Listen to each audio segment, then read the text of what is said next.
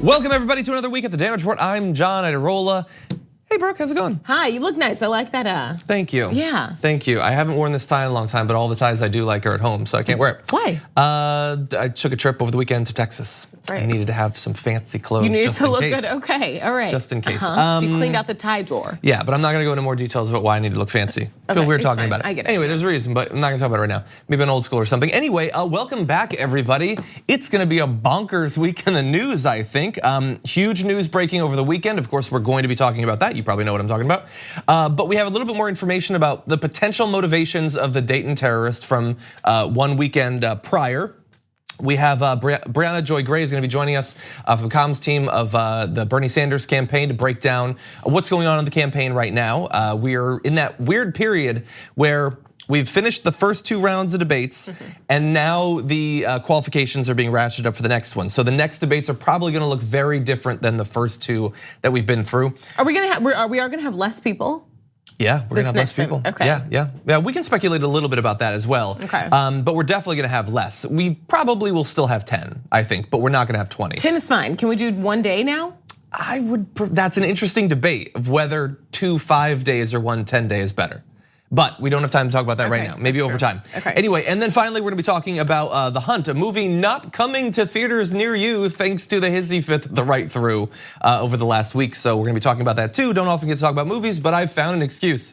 But anyway, why don't we start off with the big news of the weekend, obviously development in the case of Jeffrey Epstein. The quest for justice in regard to Jeffrey Epstein hit sort of unfortunate and tragic little bump in the road when he was found over the weekend apparently having committed suicide. He was 66 years old, found unresponsive in his cell on Saturday while awaiting trial on new federal allegations that he sexually abused dozens of young girls in the early 2000s. After being found, he was taken to a hospital where he was pronounced dead. Understand, by the way, that when I said it was a tragic turn earlier, I meant for the people who have wanted justice for years and years and have once again been denied that justice. Now, what exactly happened over the weekend has led to a lot of speculation because this is, I would say, one of the top 5 highest profile prisoners in the entire country up until that point. Well, yeah, and so 2 things. Like one, of course, there's the conversation. Like this shouldn't have happened. People should have been watching him, obviously, because of how high profile this was. He just was hurt a couple weeks ago or last week or something like that. But also, a few weeks back, yeah. A lot of the reports say he was on suicide watch. Yeah, so I'm confused about that. Well, yeah, stuff was developing fast over the weekend. I put up an initial impressions video and there was developments right after that. So he apparently had been on suicide watch for 6 days. Yeah. Okay. Yeah. Because when a person might commit suicide because they're gonna spend the rest of their life in jail, it's really only a concern for a week or so. Got it. And then I guess they get their mind right. Suicide watch, taken off suicide watch, and then committed suicide right after he was taken off suicide watch. That exactly. Is interesting. So here's the thing: we're going to talk about some of the developments from over the weekend. Running through all of that is my utter frustration that I think is shared with a lot of different people across the political spectrum, although not always for the same reason, because none of this makes sense. It does, hypothetically. Right. Everything that is in the official account is possible, but there's a lot of weird choices and decisions that were made. So let's go into a couple more aspects of this. So Epstein wasn't checked on for several hours before he was found dead on Saturday. Authorities believe he died by suicide because he was found hanging in his cell, which is usually a pretty strong clue. But the New York City medical examiner released a statement Sunday evening saying she could not make a full determination on Epstein's cause of death until she had more information, which I suppose is the responsible thing to do. But that's the thing, he hadn't been checked on for a couple of hours. He was supposed to be checked on every 30 minutes and should have been given a cellmate who hypothetically would have been providing some checking as well. The person assigned to share a cell with him was transferred on Friday and never replaced, so the day before. Epstein was reportedly on suicide watch after an initial apparent attempt on his life, but only for 6 days. So that initial attempt, we talked about that prior, it wasn't really clear whether that had been a suicide attempt by Epstein or if he'd been assaulted, perhaps even assaulted by a former cellmate. There's a lot of speculation going around. Right, and at that point, the information that we had was he was in some sort of solitary confinement, right? And it seemed like for a little bit, it looks like he was taken off of suicide watch, put back into a cell where he was supposed to have somebody with him. And so like the day before, he loses his cellmate, and they stop watching him. And I guess there's no everything camera. that could have been a check turned out to not be there, and then he was able to have the leeway to take his life. If that's what happened, yes. Right. There's a lot of things that had to line up for this particular outcome. He just was accidentally left alone with a rope in his cell. No, I'm kidding, it wasn't with a rope, obviously, but it just, the whole thing is, even if everything is true here, this is a gross evasion of justice, but also all of the different people who had a responsibility to be there, for all of them to have failed at the same time. But the thing is, that sounds crazy, right?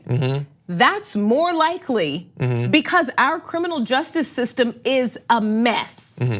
The way our prison system, our jail system, it's a mess. People commit suicide in prisons and jails. People kill each other. People harm each other all the time. Guards get away with illegal activities all the time. Women are raped. Women are sexually assaulted. It seems crazy that all of those things had to have just lined up perfectly. There had to have been so many people that just were lacking in their responsibility. And it's like, well, yeah, because that's what happens every single day. That's what we've been screaming about forever. That is what happens.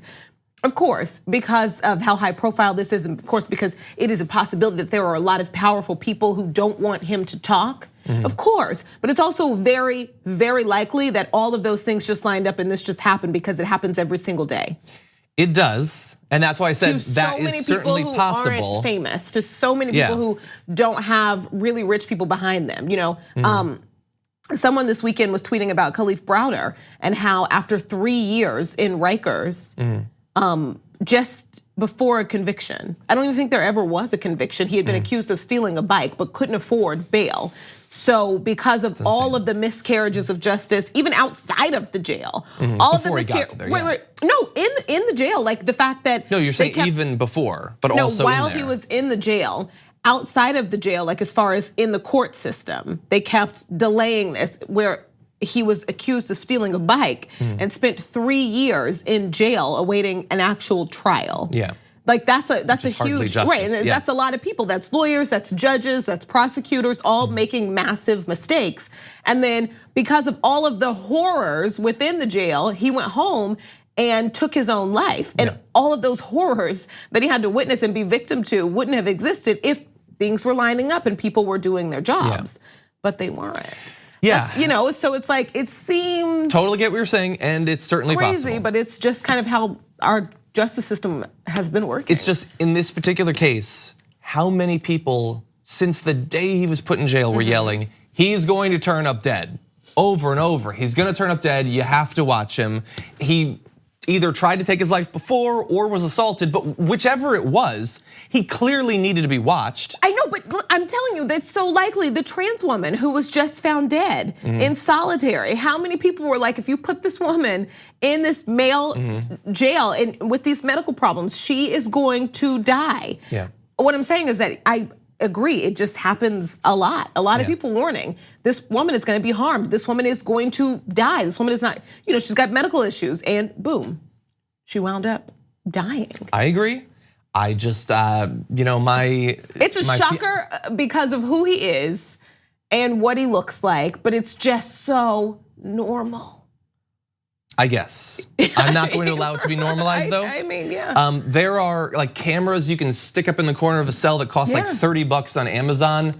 If there was not constant video footage of this guy, that's insane and unacceptable. It just is. This guy had a singular ability to potentially point the finger at powerful people inside and outside of politics on all ends of the political spectrum. He had both political enemies that we could probably name and ones that we couldn't name, like more than perhaps anyone else currently in federal prison. And their lack of interest or lack of care in making sure that he made it to the point where we could find out what he knew, I think everybody should be incredibly pissed off about that. Yeah, Now, to your point about how this sort of stuff does happen. We gotta care about stuff before the rich white guy, it happens to him. And More important I want to than be all of that, incredibly he's a clear child that rapist. my concern here is not with his well-being. I know, but I'm just saying. It's not this the poor attention. Jeffrey Epstein. I know. How could they let it happen to him? No. It wouldn't have happened if our criminal justice system, if there was a more of a stronger focus on fixing these things when they had been happening to Black and brown people for decades. That's my point. It's just that of course it happened. Yes, but what I'm saying is that my fear is that this is not the same thing. This is not just not caring and not being around, which is, obviously should be a national scandal every single day. It looks like, you know what I'm saying. I get what you're saying, that it's like, it feels like it was a conspiracy, that people were out to get him because of what he knew and who. And I'm like, that's possible. What's also very likely possible is that it just matches what happens every day. That is possible. Okay. That is possible. And by the way, I believe that we should be very specific with language. And so there have been a lot of people in like the mainstream media who are like that his death has given birth to conspiracy theories, which, yeah, in this case, it is a conspiracy theory. It is a group of people. The theory is that a group of people were acting in secret. That's true. Yeah. But sometimes people do act together in secret. Right, and I'm not saying that's what happened. Sometimes people do conspire to kill people. Yeah. Yes. Yeah, there's no direct evidence of any of this. But also, Pizzagate is not real. QAnon is not real. Yeah. Well, as far as we know. No, stop it. We're waiting for more breadcrumbs. He's kidding, stop. He's and when we go, Don't say that. Anyway, it's literally the dumbest conspiracy theory in the history of our country. I see what you're saying. Let's just quickly switch gears though to where Donald Trump pops up in this. And so, yeah, let's talk about the president. Donald Trump is worried about the death of Jeffrey Epstein. But Donald Trump, over the weekend, decided to spread a particular theory about what might have happened, whether intentionally or not, we don't know. He tweeted this, he retweeted Terrence K. Williams, who had tweeted died of suicide on 24/7 Suicide Watch. Yeah, right, how does that happen? Okay, I get the concerns there, but if you jump down, you've got hashtag Clinton body count, hashtag Clinton crime family, because of course you do. And then that weird picture of Bill and Hillary, is that like supposed to be their reaction to the death? I don't know.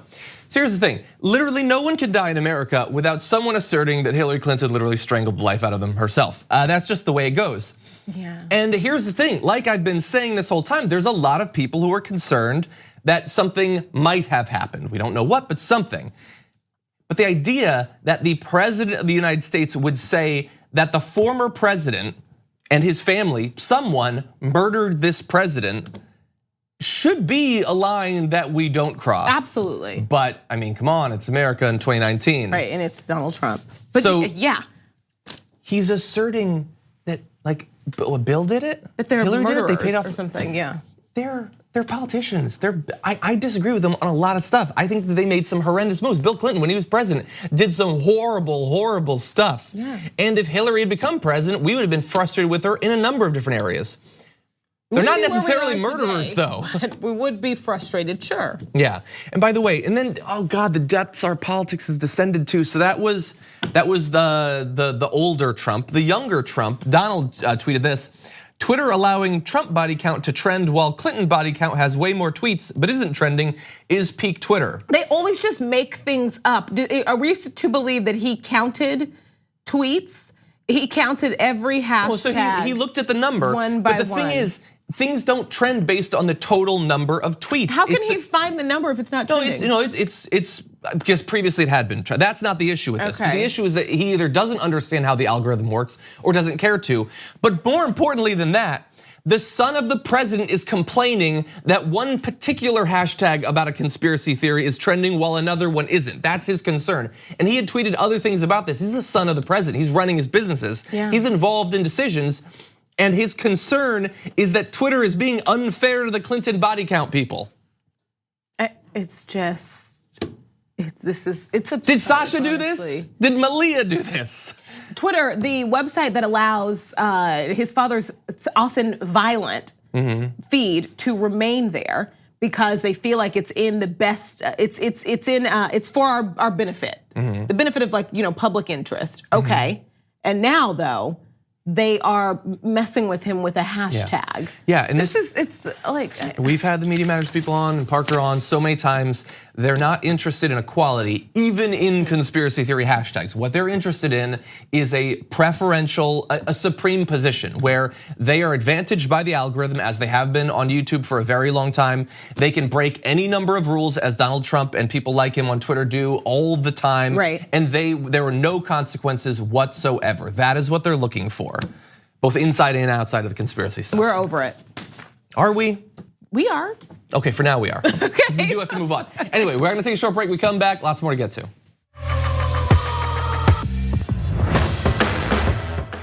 We need to talk about a relatively new show called the Republic, or UNFTR. As a Young Turks fan, you already know that the government, the media, and corporations are constantly peddling lies that serve the interests of the rich and powerful.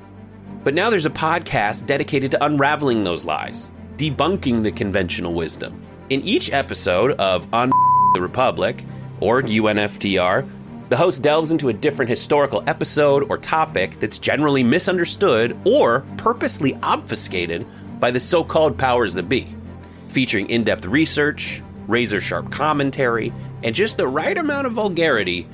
The UNFTR podcast takes a sledgehammer to what you thought you knew about some of the nation's most sacred historical cows. But don't just take my word for it. The New York Times described UNFTR as consistently compelling and educational, aiming to challenge conventional wisdom and upend the historical narratives that were taught in school. For as the great philosopher Yoda once put it, "You must unlearn what you have learned." And that's true whether you're in Jedi training or you're uprooting and exposing all the propaganda and disinformation you've been fed over the course of your lifetime. So search for UNFTR in your podcast app today and get ready to get informed, angered, and entertained all at the same time.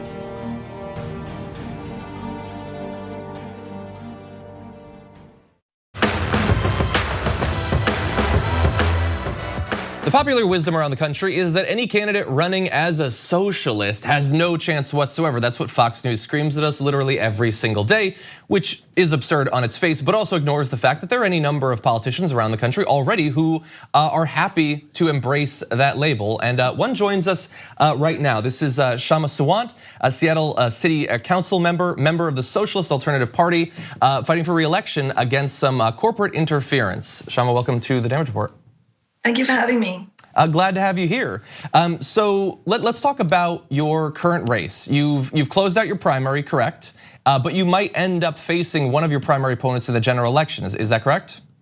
We already know who the opponent is going to be because only top two move to the primary. So we have the Amazon and the Chamber of Commerce candidate facing off against us. So talk to me about that. What is the involvement of Amazon in this race? Well, as you know, in Seattle, like many other cities, is facing this kind of crisis that is so characteristic of capitalism, which is that the cities are wealthier than they've ever been before, and yet the economic inequality, the affordable housing crisis, the explosion of homelessness is unprecedented. So our race is shaping up to be a fight for the soul of Seattle itself, which is, working people on the one side and Amazon, the Chamber of Commerce, real estate corporations, and Comcast and CenturyLink on the other. So really the question is, who gets to run Seattle, Amazon and big business or ordinary working people? And in September through November, we're going to be in a fierce election fight. It's going to be a classic, it's going to be class struggle in the way that we read about in the textbooks, where big business has already pumped in over $1 million into the city council races, the majority of which has come into our race backing their candidate. And on the other hand, we have a people-powered, working people-powered campaign going up against Amazon. And really the question is, are we going to have affordable housing? Are we going to have funding for social services and to address homelessness? So there's two aspects of that I'd like a little bit more information on. So one is the money that's being donated to your opponent from Amazon executives and others. Do any of these executives actually live in the area, or is this just money coming in sort of nationally because of what you represent as a candidate? I think it's both. I mean, just to give you an example, it's not just Amazon, right? It's also other corporations and other billionaires. So just give you a very important example. The billionaire and former Starbucks CEO, Howard Schultz, he not only lives in Seattle, he lives in the district that I'm running from, District 3. And so there are executives like that. And in fact, our opponent, who is the Amazon-backed candidate, he already has at least 12 Amazon executives who've donated directly to his campaign. I think basically every executive except for Jeff Bezos himself has donated to his campaign. But in addition to his own campaign donations, there are corporate PACs, thanks to Citizens United, there are corporate PACs where corporations and billionaires and the super wealthy can donate any amount of money, unlimited amounts of money. And so money is flowing in from multinational corporations and billionaires throughout. And in fact, that's a very important point you raised because, working people in every city have a stake in this election campaign in Seattle, just like big business from all over the country and essentially multinational corporations are weighing in to make sure that the message of movements being able to fight together and win doesn't spread. They don't want this contagion of class struggle to spread anywhere beyond Seattle. That is why they're pumping money into this city. And that's why working people in every city also have an interest in this campaign. So really, I'm trying to get an idea of what, they're acting as if they're quite scared of you remaining in this position. I'm trying to get an idea of exactly why that is. So talk to us a little bit about, in your years, I believe 5 years that you've been on the city council, tell us what are some of the initiatives that you've led and what do you plan for after re-election? That's a very important point. I mean, Amazon and big business billionaires are not in the habit of giving money for free. They're pumping in so much cash because they are afraid of something. And you're right, in the 5.5 years that we've been here, we have shown a tremendous and indeed historic example of what is possible when you have energized and mobilized social movements led by working people, led by the labor movement. And that movement also has an unapologetic representative on the city council as an elected representative of working people. And that's what we have shown through our example. And so what they're worried about is not me personally, just individually. What they fear is that my city council office is unbought by big business, is never going to sell out because I'm a member of the rank and file member of the labor movement myself and a part of the movement myself. And so what we have won is not only making Seattle the first major city to have won $15 an hour, which was a historic victory, and now has spread nationwide and has become a campaign point in the Democratic primaries also in 2016. But in addition to that, we have won landmark renters' rights that have not been won in many decades. And we have shown, most importantly, that it is possible to get organized around concrete demands like $15 an hour,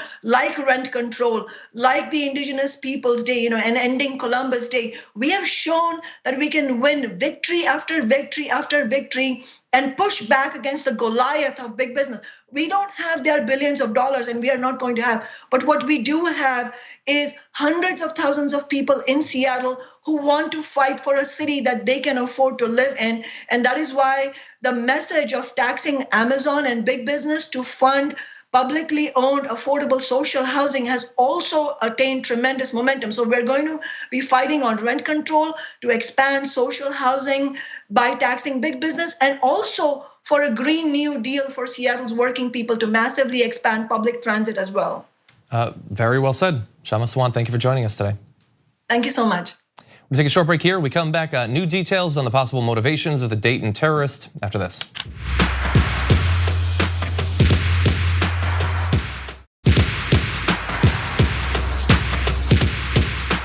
At this point, we know pretty much everything we need to know about the motivations of the El Paso terrorist from 2 weekends ago, but we are still finding out more about the Dayton terrorist, and some of the new information gives us a little bit of an idea of why exactly he went on the rampage that he did.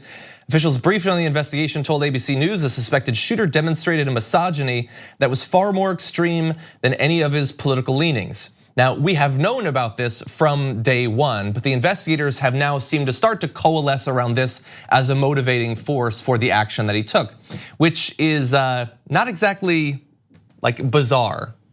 in the long history of these sorts of attacks, misogynistic feelings apparently seem to give rise to a lot of them. Right, and we know that, we've known that, and this is even crazier that how we were just talking about the El Paso shooter, that racism, this wasn't the first instance of racism, it just inciting violence.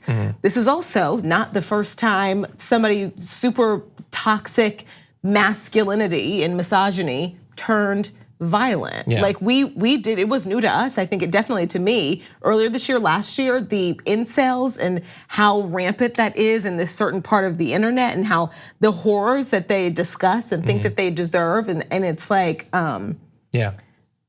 You know, it's interesting though, when we were talking about, I think you were talking about the Columbine shooters. We talked last week, I think, about how they were white supremacists. That they were white we didn't even supremacists. know. But that was not a part of the conversation back when the Columbine shooting happened. Right.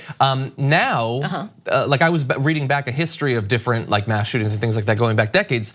Misogyny can be linked to actually a lot of them. It wasn't a big part of the conversation at the time, but it was there. And so let's talk about this individual and some of these other attacks.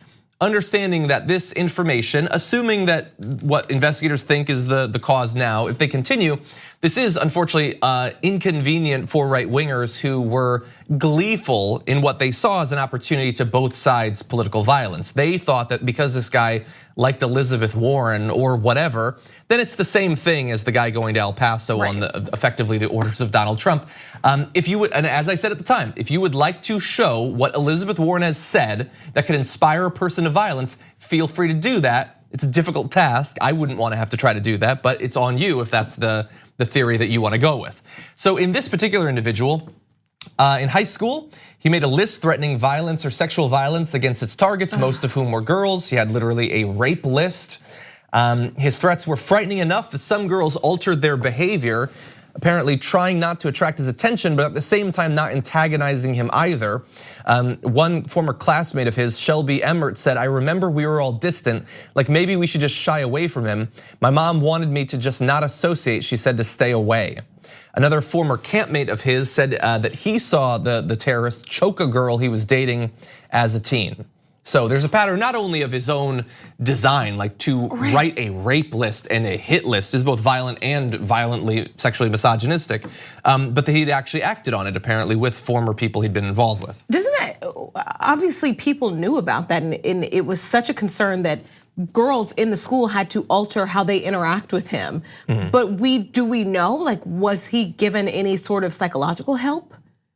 Was there some sort of mandatory counseling? Were there protections put in place so that all of these kids were safe and protected and not traumatized daily? You would hope. Walking by the guy who wrote a rape list? Yeah, and the thing is, yes, you would hope, but probably not. What they said with the classmates of his who were saying that we had been sort of told by other people, just try not to antagonize him, just keep a low profile, but don't anger him. That seems like a more extreme version of something that I feel like we've heard in a lot of cases where women have to watch out that they don't get on this person's radar, they don't anger them, but they try not to get involved. To force people to be in that situation, whether that person goes on to commit a terror attack or not is just not. It's not allowable. This should not be the situation that so many people are raised in. Let's teach 20 students how to protect themselves instead of trying to teach the one student how to not behave like this. Yeah. What? There was a Twitter thread this weekend about men roofing women's drinks, and there was a girl that was saying, this is what you can ask a bartender if you're worried or if you're starting to feel woozy or you think something was put into your drink, and a guy responded, or how about you don't ever let anybody buy your drinks? How about you watch your drink at all times? You women shouldn't be so focused on getting free drinks. You should watch your drink. And it's okay, guy, maybe people should just not drug people. Let's focus on that. Yeah, that guy seems like a fun guy to It's party good with to watch your drinks, but Yeah. Let's focus on the one person. Yeah, if you don't want to be shot, why don't you just dodge better? Why don't you just wear body armor everywhere you go? Why don't you just, well, how about we just have a society where we don't have to do these sorts of things? Right, let's focus on that, exactly. While also teaching us how to better protect ourselves, let's focus more on the criminals. Yeah, and so just really briefly, a quick sketch of some of the other instances like this. 10 of 2018's 20 mass shootings, as defined by ABC News, were instances of domestic violence, including against intimate partners or family members.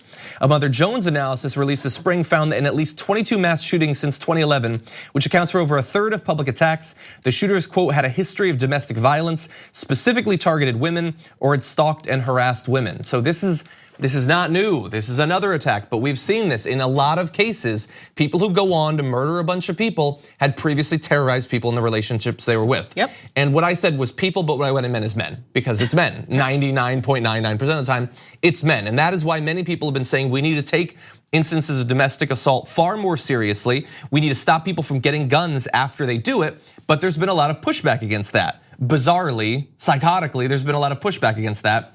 The NRA has opposed efforts to expand the situations in which individuals accused of abuse can lose the right to own guns, saying that doing so would deny people due process and punish people for behavior that is not violent.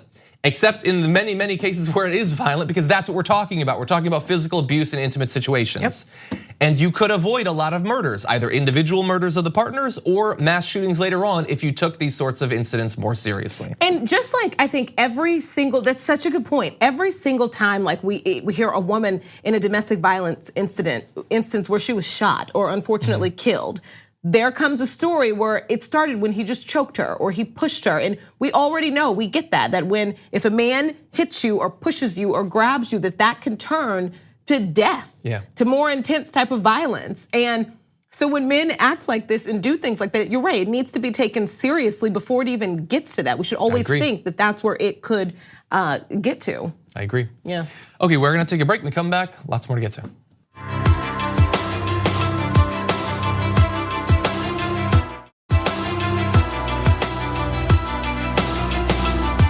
We're now well into the thick of Bernie Sanders' second run for the presidency, but I've already noticed that many of the sorts of patterns that we got used to in 2016 in terms of the relationship between the campaign, the media, the coverage, and of course the reception from elites inside of the Democratic establishment, very similar to the last go-round.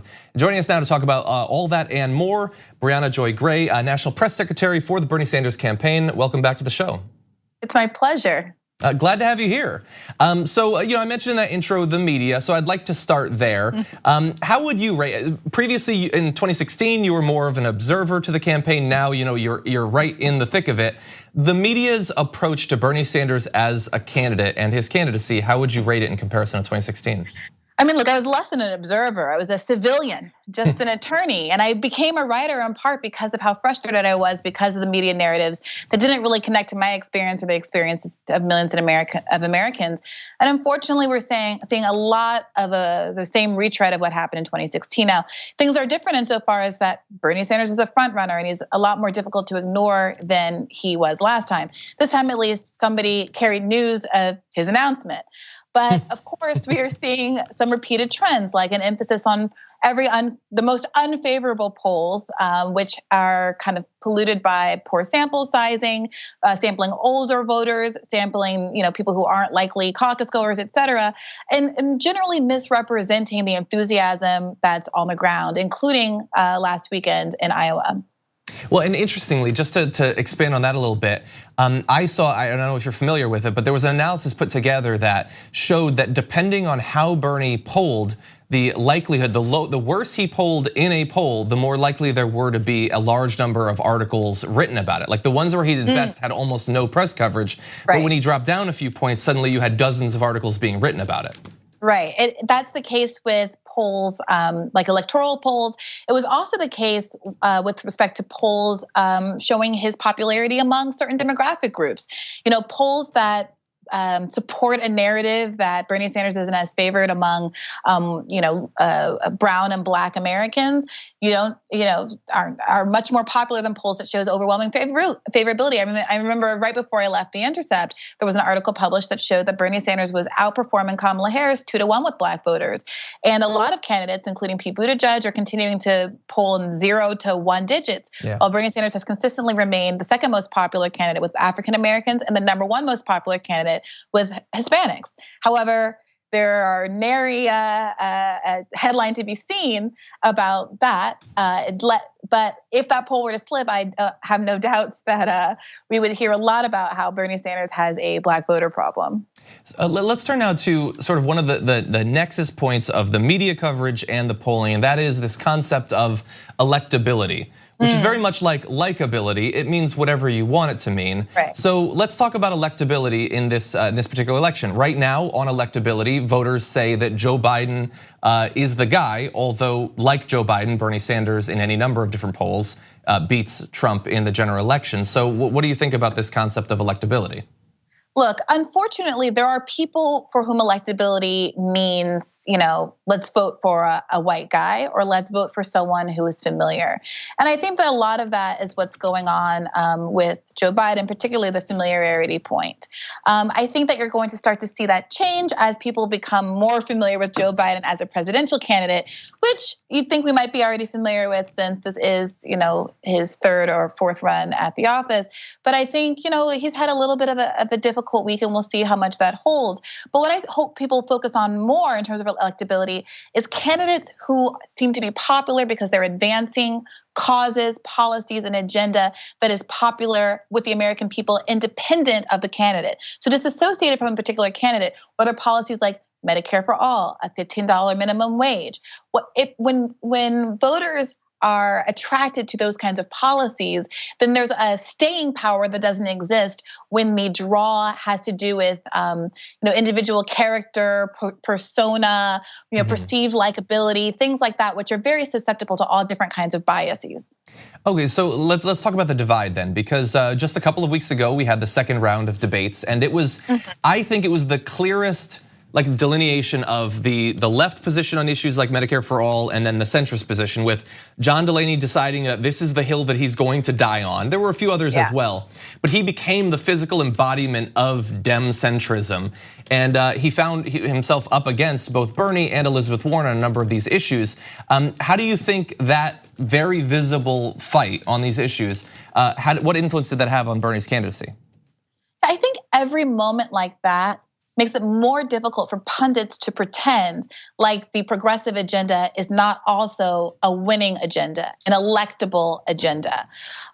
Despite the fact that there has been some bias against Bernie Sanders in the media, that bias has not extended from our perspective in the same way necessarily to Elizabeth Warren. So when you have them both on the same stage advancing progressivism, campaigns that have distinctions that will become more clear over time, but broadly backing a progressive agenda in contrast to the others, well, it neuters the ability of the mainstream media to say these issues are bad, and therefore it has to acknowledge to an extent that Bernie Sanders' 2016 agenda, his 2020 agenda, his campaign as a whole has broad reach across the American public when it comes to popularity. I mean, it's no accident that Bernie Sanders and Elizabeth Warren were standing together at the middle of that stage, because people standing at the middle of that stage are those who have the highest popularity and favorability right now. And so it's a glowing recommendation for the progressive agenda and an indictment of all others. So I want to talk a little bit more about that, because earlier we were comparing 2016 and 2020, and one of the biggest differences is that back in 2016 you had Bernie and Hillary Clinton and very briefly a couple of other people, but there was no progressive alternative, whether substantively a progressive alternative or even someone claiming that they were really a progressive alternative. Whereas now you have some people who on some issues are pretty close to him, and then you have others who don't necessarily actually hold that position, but are certainly implying that they do. So strategically for Bernie Sanders, how does that change the way he needs to campaign when suddenly the ground, in no small thanks due to his own efforts, has moved so much? Well, I think as you saw in the last debate, the distinctions between people who are kind of doing their best impersonation of Bernie Sanders and those who are genuinely committed to a progressive agenda is becoming clear as we get away from these kind of right-wing talking point framed questions like how do you pay for it, and get into the nitty-gritty of how these policies work and the distinguishing factors between all of these different plans. When that happens, you see exactly why Americans, when polled, say again and again that they trust Bernie Sanders more with healthcare policy than any other candidate in the race. I think the more we talk about this, the more it becomes an advantage because we're having a more substantive conversation than we ever have had in the past. Briahna, as always, thank you so much for joining us. By the way, I wanted to give you an opportunity. You have a very popular podcast. If you'd like to tell people where they can find that. Absolutely. It's called Hear the Burn, and you can find it on iTunes, Stitcher, SoundCloud, everywhere you watch your podcast. And we also did a media bias episode just a couple of episodes ago. I believe it's episode 17. And we will have an episode dropping tomorrow that's all about what I think is the most distinguishing factor of the Bernie Sanders candidacy, which is the coalition building aspect, that it's not me, us, and that it's going to take a movement to genuinely change America. Awesome. Briahna, as always, thank you so much for joining us. Thank you, John. We're gonna take a short break here. When we come back, a movie that was soon to be hitting the theaters suddenly will not. We'll break down why after this.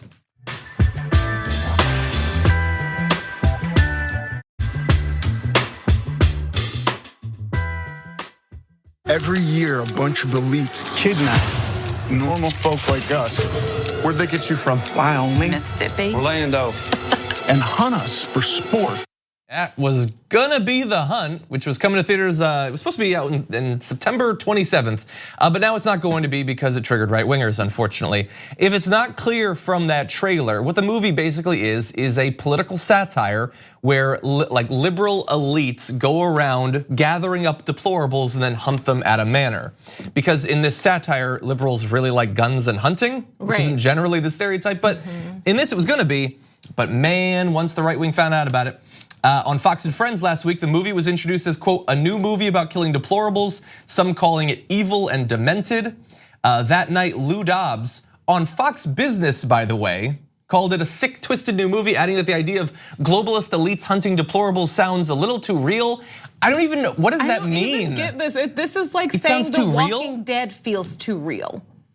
Like that we don't even hunt varmints, let alone This is humans. so stupid. Who's the ones going and hunting like giraffes and lions and Like the rhinos and stuff? preview looks like a Walking Dead / like the Hunger Games, which nobody complained about those. And it's no, they must have complained. You think so? Because obviously hunting people is just wrong. So they definitely complained about that. So Dan Bongino, who was filling in for Sean Hannity, man, they take the cast-offs from the NRA network these days. It's the Hollywood hate machine appears to be taking its anti-Trump derangement syndrome to disturbing new levels. But that's not what's really important. What's really important is that the chief baby, Donald Trump, tweeted this: liberal Hollywood is racist at the highest level and with great anger and hate. They like to call themselves elite. No, I don't think that they do that, but whatever. But they are not elite. In fact, it's often the people that they so strongly oppose that are actually the elite, because he's saying that it's bad to be elite, but secretly they're actually the elite, which he definitely thinks that he is, but they all hate.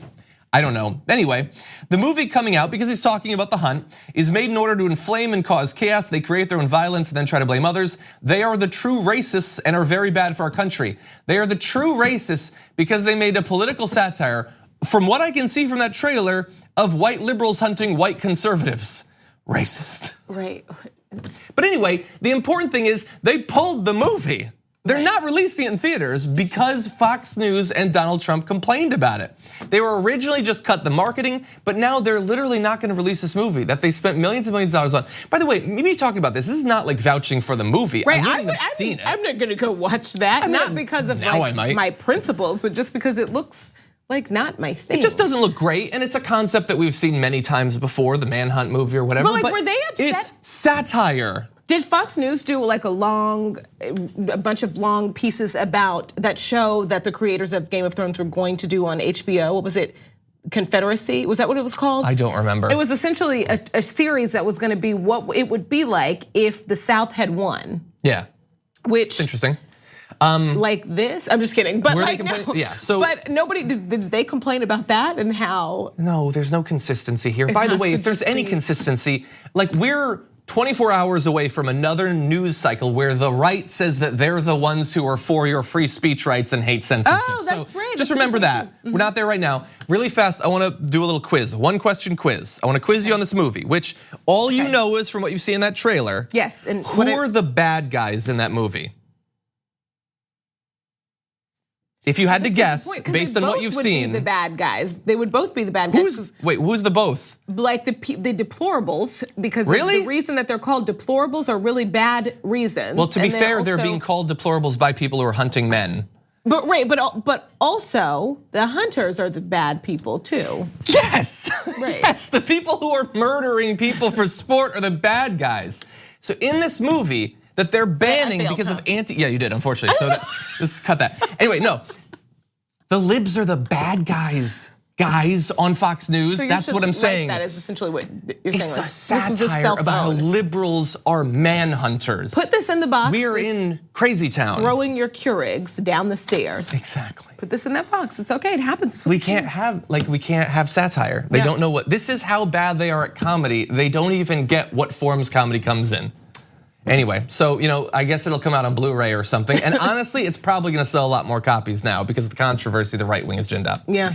Anyway, thank you as always for joining me. Thanks for having me. For not participating very well in my quiz. Great to have you here. Thank you, everybody. We'll see you tomorrow morning.